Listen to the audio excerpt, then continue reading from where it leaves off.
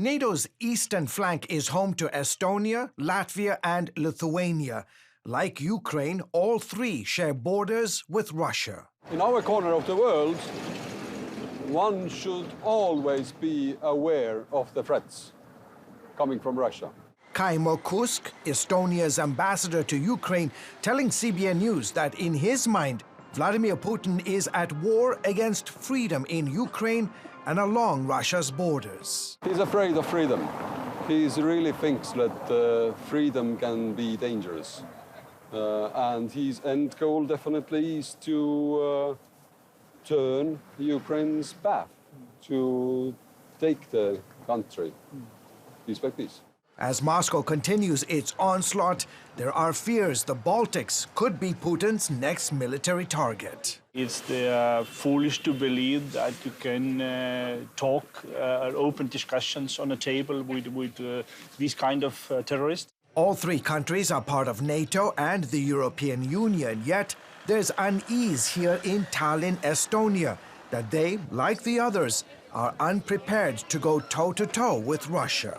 Estonia's Prime Minister warning recently that her country's historic capital would be wiped off the map if Russia attacked. Otherwise, being such a tiny country without the support of other countries, that wouldn't last long. Despite their small sizes, Estonia, Latvia, and Lithuania have helped Ukraine since Russia's war started. Estonia's contribution to the war in Ukraine has been rather significant, given just how tiny this Baltic nation is. It's only about 1.3 million in population. According to the latest numbers from the Ministry of Defense, they've given roughly about $220 to $240 million in humanitarian as well as military assistance, including the highly effective anti-tank Javelin missiles. The 30 members of NATO meeting in Madrid this week, promising to bolster the defense of the Baltics. We will strengthen our forward defenses.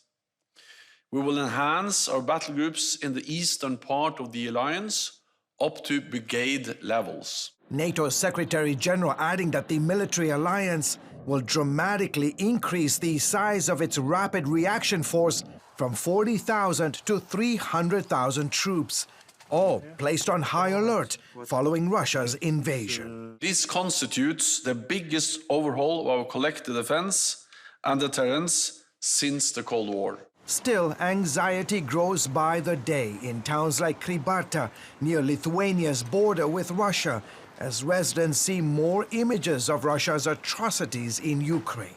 I feel angry because the war has all people here in Lithuania. It's normal thinking what's happening in Ukraine right now, so just thinking always, we remember always about it. While French troops recently conducted a military exercise in Estonia, U.S. forces have also been beefing up presence on the continent. There are 100,000 American troops in Europe today, up from 65,000 in mid-February, just before Russia invaded Ukraine. Putin wanted to weaken the rules-based international order, but instead he galvanized the world by his actions. But now the question is whether this will be enough to stop Putin from venturing beyond Ukraine's borders. George Thomas, CBN News, Tallinn, Estonia.